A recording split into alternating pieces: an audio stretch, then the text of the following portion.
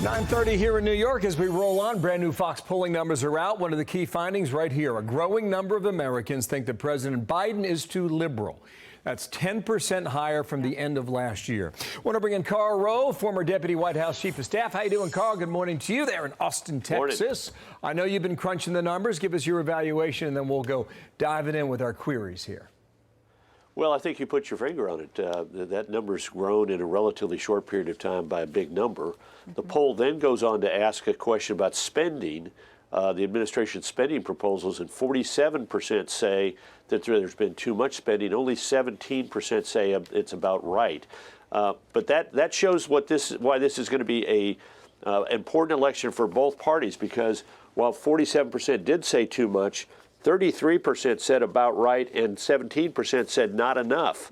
So if you take a look at that, we're a divided country, because you have 47% saying too much and 50% saying about right or not enough. So this group down here, the 33% who say about right, are going to have to be convinced by the Democrats that they're right, that it is, it's about right. But the Republicans are going to have to convince some of those people that it's too much. And we're likely to see this benefit the Republicans in swing areas. And there's some evidence out that the swing areas in the country are slightly more conservative than the nation as a whole, as you might expect. And supporting this is there's a new poll out by No Labels. That's sort of a bipartisan group of swing congressional districts. A plurality of those districts say the country's on the wrong track. 7 out of 10 of those districts, the majority of the people say the economy is on the wrong track.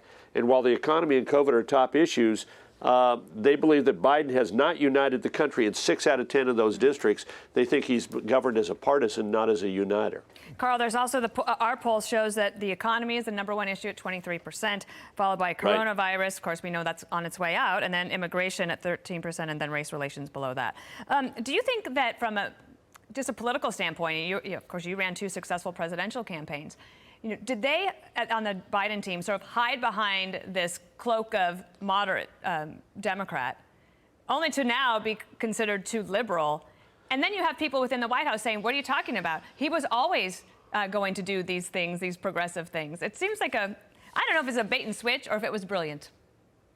Well, I think it was brilliant for the purpose of getting elected. I mean, they basically said, we're going to hunker down in Delaware, hide in the basement, and we got 2 messages. One is, he'll be normal, and the guy who's in there isn't. And the guy who's in there has bungled COVID, and we won't. And so that was their message. And they let sort of the circumstances play out, and they won a narrow victory. 44,000 votes in a handful of states would have generated a different outcome.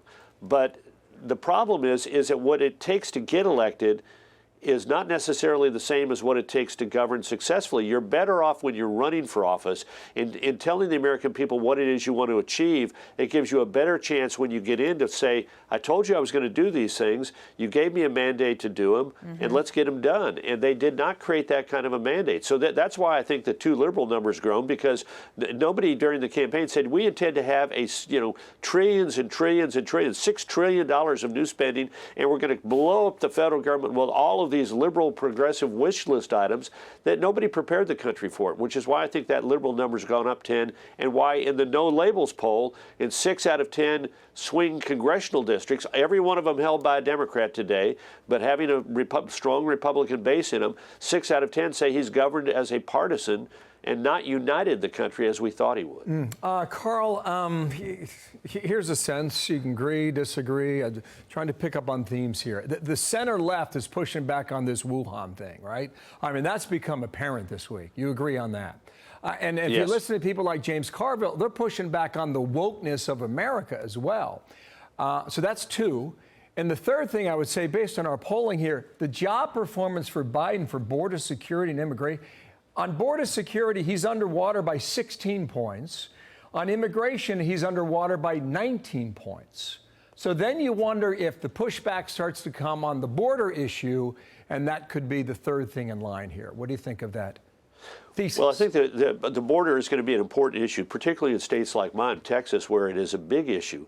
But these polls also point to the #1 issue is going to be in next year's elections, the economy. So the Republicans have got, several strong points of attack. Too much spending, too much government, taxes too high, attempt to raise the taxes to even higher, and then you've got a secondary issue in terms of the border, a sort of a 1-2 punch. But the number one issue is and will remain the economy. The border is a subordinate issue, albeit an important one. All right, Karl Rove, always good to see you. Okay, thanks, Karl. Thanks for having me. Nice to see you. You bet. Have a great day.